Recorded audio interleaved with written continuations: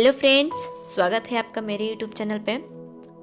बुराई की मिसाल ऐसी है जैसे पहाड़ से नीचे उतरना। एक कदम उठाओ तो बाकी उठते चले जाते हैं। और अच्छाई की मिसाल ऐसी है जैसे पहाड़ पर चढ़ना। हर कदम पिछले कदम से ज़्यादा मुश्किल, मगर हर कदम पर बुलंदी मिलती है। इसीलिए अच्छाई और सच्चाई का साथ कभी मत छोड़ो, क्योंकि अकाल हो अगर अनाज का तो तब मानव मरता है, पर अकाल हो अगर संस्कारों का तो मानवता मरती है। संस्कारों से बड़ी कोई वसीयत नहीं और ईमानदारी से बड़ी कोई विरासत नहीं। बात बहुत पुरानी है। एक राज्य में एक संयोग्य राजकुमार था जो जल्द ही राजा बनने वाला था, और उस राज्य का यह परंपरा थी कि राजा बनने से पहले उसे विवाहित होना पड़ेगा। राजकुमार एक ऐसी लड़की से विवाह करना चाहता था जो नेक हो, सच्ची हो। एक बुद्धिमान सरदारी ने सलाह दी कि राज्य की सभी विवाह योग्य युवतियों को दरबार में बुलाया जाए और राजकुमार उनमें से एक संयोग वधु को अपने लिए चुन ले। उसी महल में एक दासी थी और उसकी एक पुत्री थी, विवाह योग्य थी। वह भी राजकुमार को मन ही मन बहुत प्रेम करती थी। स्वयंवर के बारे में उसने जैसे ही सुना तो वह बहुत प्रसन्न हुई, क्योंकि अब वो भी स्वयंवर का हिस्सा बन सकती थी। पर फिर भी उसका दिल टूटने लगा, ये सोचकर कि पूरे देश से एक से बढ़कर एक युवतियाँ आएंगी। राजकुमार भला उसे क्यों चुनेगा। माता पिता भी चिंतित में थे, क्योंकि उनके बच्चे का दिल टूट जाएगा। पर उसने अपने माता पिता से कहा, आप लोग फिक्र मत करो, क्योंकि मुझे पता है राजकुमार मुझे नहीं चुनेंगे। पर इसी बहाने ही कुछ समय के लिए मैं राजकुमार के निकट तो रहूंगी। स्वयंवर का दिन आया। स्वयंवर में एक से बढ़कर एक और सुंदर धनी युवतियां आई थी, जो बहुत ही कीमती वस्त्रों और सुंदर आभूषणों से सुसज्जित थी।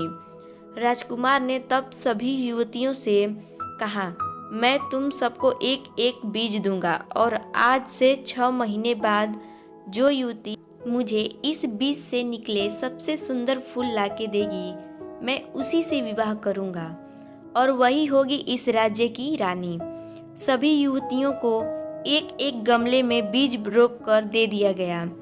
अब दासी की बेटी को उम्मीद जगी कि वो भी राजकुमार को पा सकती है, पर उसे बागवानी के बारे में ज़्यादा कुछ नहीं पता था।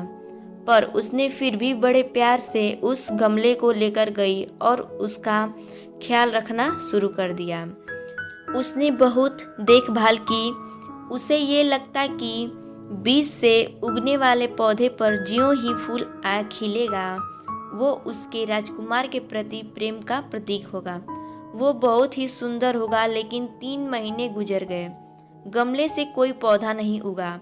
उसने माली से बात की, उसने किसान से भी बात की, कई उपाय किए, पर कुछ भी काम नहीं आया।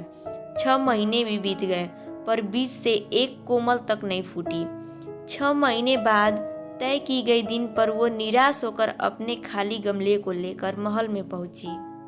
पहुंचते ही वो देखती है कि बाकी युवतियों के गमले में एक से बढ़कर एक अद्भुत फूल खिले हुए हैं। उसका दिल बैठ गया और आंखों से आंसू भर गई, ये सोचकर कि उसने राजकुमार को खो दिया।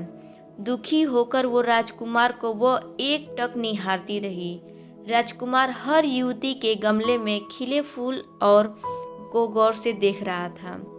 अंत में उन्होंने जब परिणाम की घोषणा की, तब दासी की पुत्री की तरफ इशारा करते हुए कहा कि यह होगी इस घर की वधू और इस राज्य की होने वाली रानी।